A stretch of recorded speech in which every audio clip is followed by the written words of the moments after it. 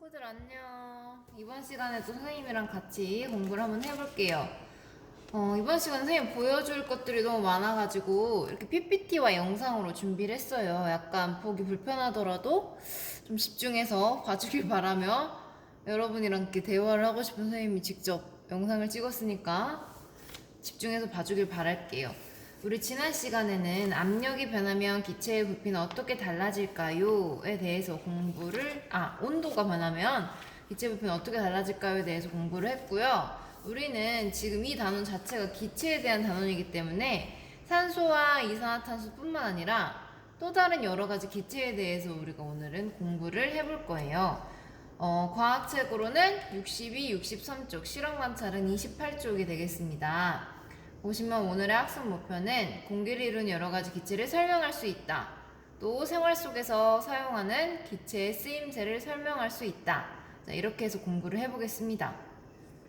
여러분, 사람들이 많이 모여있는 공간에 있었던 적 있나요? 지금은 코로나로 모여있지 못하지만 거리두기를 해야죠. 하지만 옛날 같은 경우에는 우리 여러 사람들과 함께 부대끼면서 생활하고 있었는데요.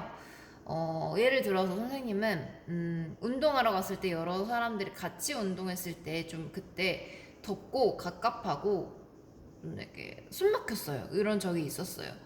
그런 상황을 이제 해결하기 위해서는 어떤 것들이 있으면 좋을까요? 이런 답답하고 사람들 많았을 때 너무 머리가 아프고 이럴 때 어떤 점이 있으면 좋을까?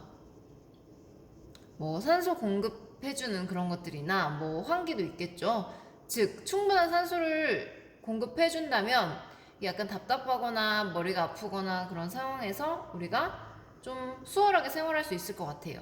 그래서 우리가 숨을 쉬는 공기는, 이렇게 중요한 공기는 무엇으로 구성되어 있을지 이것도 함께 알아보도록 하겠습니다. 그럼 그 전에 한번 복습을 해볼게요. 그리고 오늘 할 건 이거 지난 시간에 했던 거예요. 온도가 높아지면 기체의 부피는 커지죠. 온도가 낮으면 기체의 부피는 작아집니다. 서로 관계가 있다라는 거 꼭 알아두길 바래요. 자, 그러면 우리 생활에 밀접한 기체들 한번 볼게요. 소리를 키우고 봐주세요. 먼저 우리의 삶과 뗄래야 뗄 수 없는 기체, 바로 산소인데요. 공기 중에 21%를 차지하는 산소는 생명 유지에 꼭 필요한 요소입니다. 하지만 몸속으로 들어간 활성산소는 혈관과 세포를 손상시키고 성인병과 아토피 피부염의 원인이 될 수 있다고 하니 주의해야 합니다. 또한 산소는 물질의 연소를 돕는 특징이 있습니다. 가연물이 발화하면 화재가 일어나기 쉬우므로 조심해야 합니다. 우리 삶의 산소의 쓰임은 다양하게 존재하는데요. 산소는 용접의 재료로 쓰입니다. 서로 다른 모재를 붙이거나 절단하는 데 사용합니다. 우리의 삶과 밀접한 관계를 지닌 기체 두 번째는 바로 이산화탄소입니다. 이산화탄소는 공기 중에 0.03%를 차지하는데요.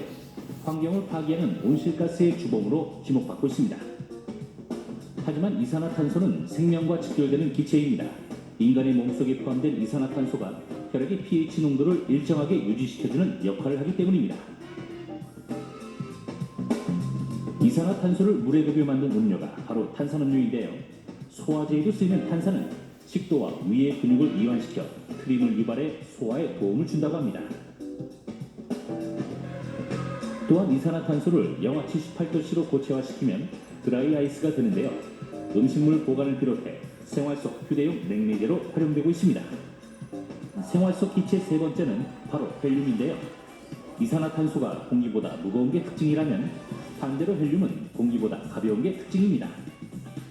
특히 헬륨은 가벼우면서도 폭발성이 없어 풍선이나 기구를 공중에 띄울 때 쓰이고요. 초전도 자기구성 열차에도 폭넓게 활용되고 있습니다. 헬륨을 마시면 목소리가 건조되는 모습 한 번쯤 보셨을 텐데요. 이유는 헬륨의 밀도가 공기의 밀도보다 훨씬 작기 때문입니다. 음파가 공기보다 헬륨에서 또 높은 주파수를 가지게 되고 따라서 목소리도 더 높은 음으로 들리게 되는 것입니다.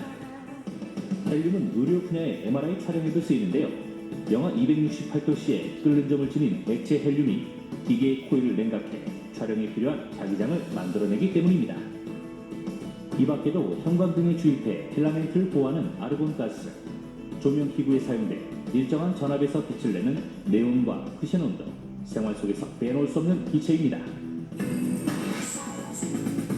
자, 엄청 수많은 기체들이 있었어요. 자, 우리 알아보겠습니다. 활동 1. 공기를 이루는 기체 알아보기. 자, 우리 공기는 한 가지로만 이루어져 있는 게 아니라 여러 가지 기체로 구성되어 있는데요. 첫 번째, 질소, 다음 산소, 아르곤. 혹시 아는 친구 있어요? 또 이산화탄소, 기타 여러 가지 것들. 여기는 기타에는 헬륨, 수소, 네온 이런 것들로 구성되어 있어요.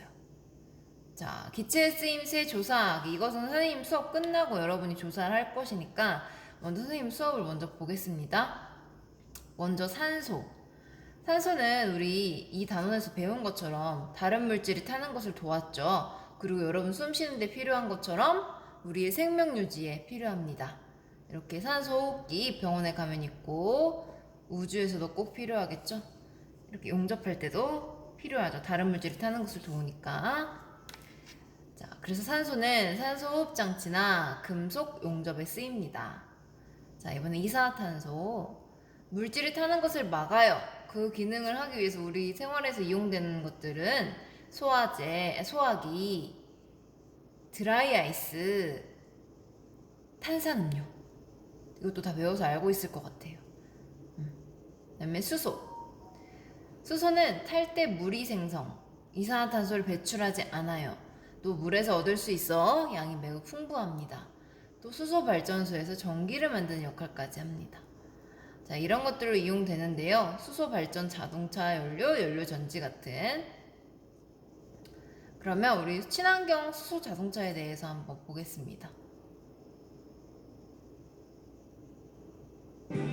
그렇다면 수소 전기차가 이토록 전 세계적으로 큰 관심을 받고 있는 이유는 과연 무엇일까?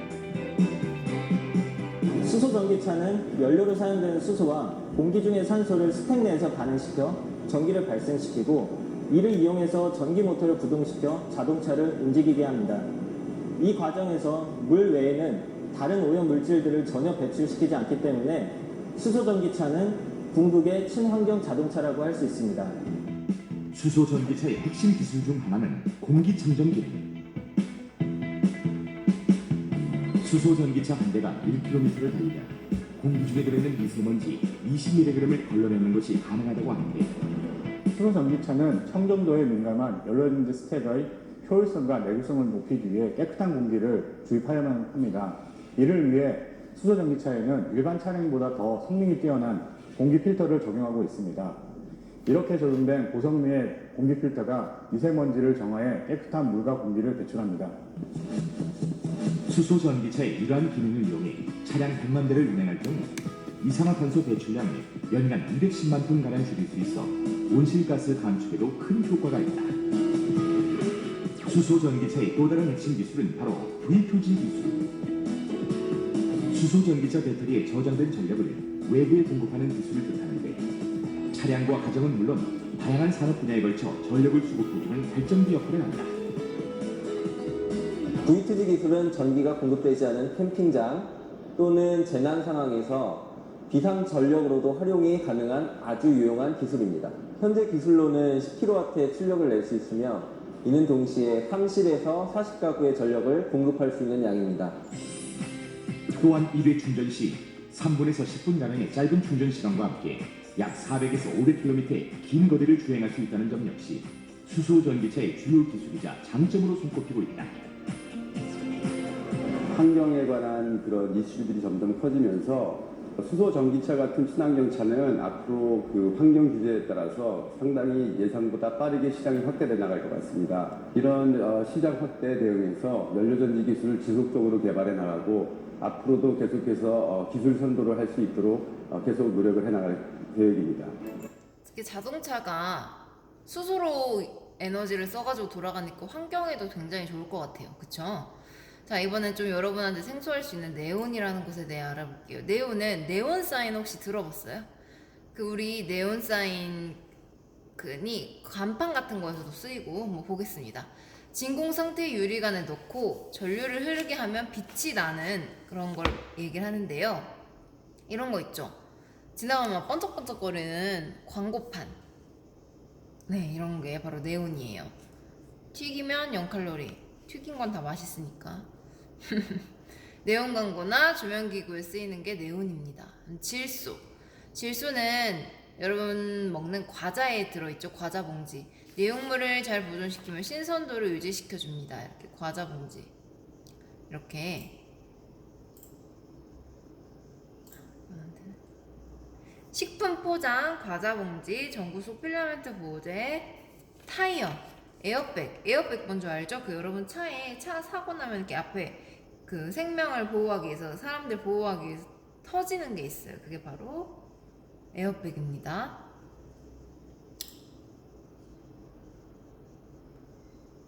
보여주고 싶은 영상이 과자 봉지 뗏목이라는 게 있어요. 한번 볼게요. 청소를 해도 냄새가 나요. 왜 그런지 볼까요? 냄새는 곳곳에 붙어있죠. 더블 액션! 광고가 생략이 안 돼요. 조금 기다려요. 위대한 탄생! 화장실요. 과자 봉지로 물에 뜨는 뗏목을 만들 수 있다면 믿으시겠습니까? 정작 과자는 별로 안 들어있고 질소만 가득 찬 과자의 과대 포장을 꼬집기 위해서 대학생들이 과자 뗏목을 타고 한강을 건넜다고 합니다. 이영원 기자가 현장에 다녀왔습니다. 한강변에 수북이 쌓인 봉지 과자들. 900m나 되는 한강을 건너 뗏목을 만들 준비를 하자 지켜보던 시민들도 잇따라 과자를 건네주며 힘을 돋웁니다. 그냥 뗏목이 아니라 과자 업체의 과대 포장 문제를 지적하는 뜻이 있는 뗏목이기 때문입니다. 요즘 이게 과자가 과대 포장이 심하다고 해서 사회적인 문제가 되고 있어서 이제 그 과자 질소를 이용해가지고 한강 건넌다고 해서 행사에 참여하게 됐어요. 시민들이 기부한 과자까지 하나하나 테이프로 붙이자 그럴듯한 배 모양이 만들어집니다. 작업에 들어간 지 1시간여 만에 봉지 과자 160개로 만들어진 뗏목이 완성됐습니다. 무게는 8kg. 과자 뗏목이 과연 물에 뜰지 모두가 주목하고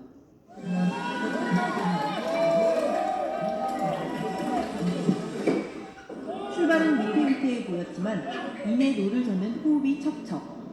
박자를 맞춰 훅훅 대단하네요. 이렇게 질소로 뗏목을 만들었어. 이거는 약간 희화한 거예요. 그러니까 이거 진짜 이걸로 뭘 하겠다는 게 아니라 과자보다 질소가 너무 많이 들어가서 그것을 일부러 보여주기 위한 그런 것 같아요.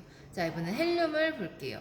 헬륨은 공기보다 매우 가볍고 불이 붙지 않아요. 그래서 헬륨 풍선, 여러분이 가장 많이 아는 거. 헬륨 가스.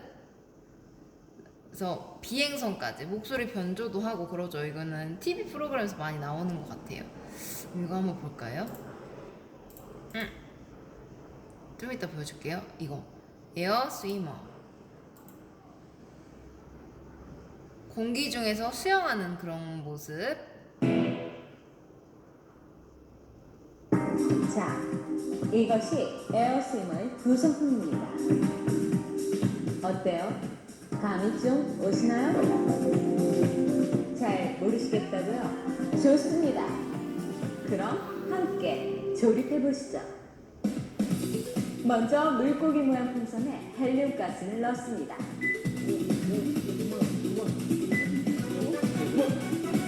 그리고 양면 테이프를 이용해 본체에 지느러미를 붙이죠. 대지느러미와 등지느러미를 먼저 붙입니다. 이제 가장 중요한 꼬리 지느러미를 붙여야 하는데요. 먼저 꼬리 지느러미와 꼬리 모터를 연결합니다.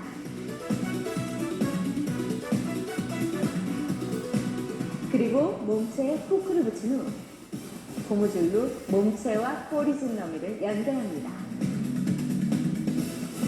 마지막으로 무게의 이동 트랙을 풍선 아래쪽에 붙인 후 꼬리 모터와 연결하면 이제 모든 조립은 끝이 납니다. 한 가지를 잊었군요. 동봉된 고무 차력으로 무게 중심을 맞추는 것도 잊지 마세요. 자, 본격적으로 되게 작동시켜볼까요? 신기하다.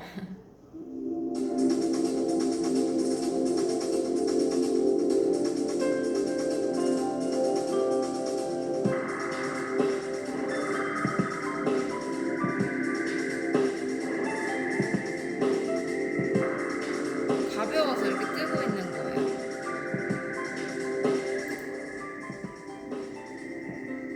화장실도 가네. 꼬리를 좌우로 움직여 앞으로 그리고 회전도 가능하죠.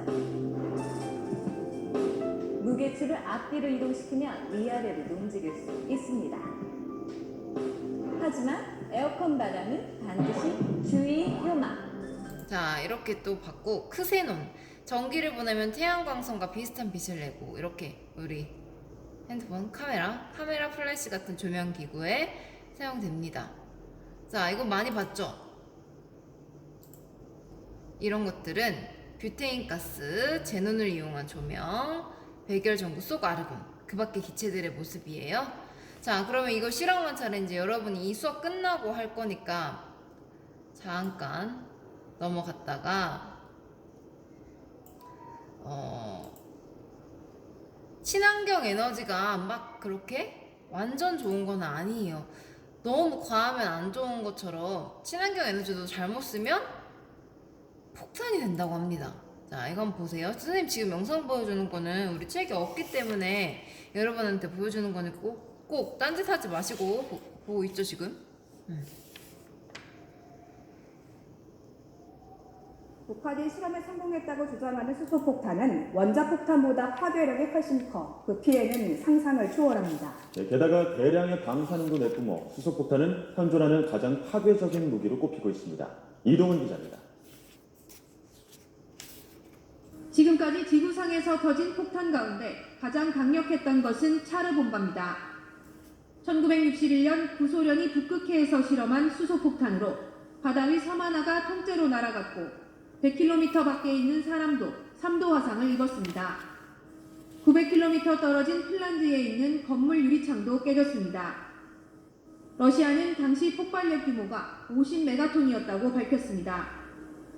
히로시마 원자폭탄의 세기가 20킬로톤인데 비하면 무려 2,500배에 달하는 위력입니다. 수소폭탄은 핵융합을 일으키기 위해 내부에 원자탄을 포함하고 있습니다. 수소폭탄은 아시다시피 이제 그 융합을 일으켜야 되는데 이제 온도가 1억도쯤 돼야 되니까 그걸 이제 지구상에서 만든 유일한 방법은 원자폭탄밖에 없죠. 결국 원자탄이 먼저 터지면서 수소탄의 폭발을 일으키는 겁니다. 여기에 수소폭탄의 표면은 우라늄 238로 둘러싸여 있어 폭발할 때 두 번째 핵분열이 일어나면서 또 한 번 방사성 물질이 나오게 됩니다. 이른바 더러운 수소폭탄이라는 별명이 붙은 이유입니다. 차세대 에너지 기술로 알려진 핵융합이 살상을 위해 이용되면서 수소폭탄은 역사상 최악의 무기라는 평가를 받고 있습니다. YTN-사이언스 이동훈입니다. 자, 이렇게 친환경 에너지도 쓰면은 잘못 쓰면 안 좋네요. 자, 그럼 여러분 지금부터 실험과서 28쪽 이렇게 선생님처럼 질소, 수소 이런 식으로 해서 조사를 하세요. 뭐 책을 봐도 좋고 여러분 그 스마트 기기를 이용해서 이런 식으로 옆에다가 이 친구들, 이 기체들을 생활 속에서 어떻게 이용하는지 한번 지금 조사를 해서 여러분 28페이지를 지금부터 쓰면 되겠습니다. 자, 이거 풀고 나서 몇 가지 문제를 한번 풀어볼 거니까 자, 영상은 이걸로 마칠게요. 자, 조사 시작.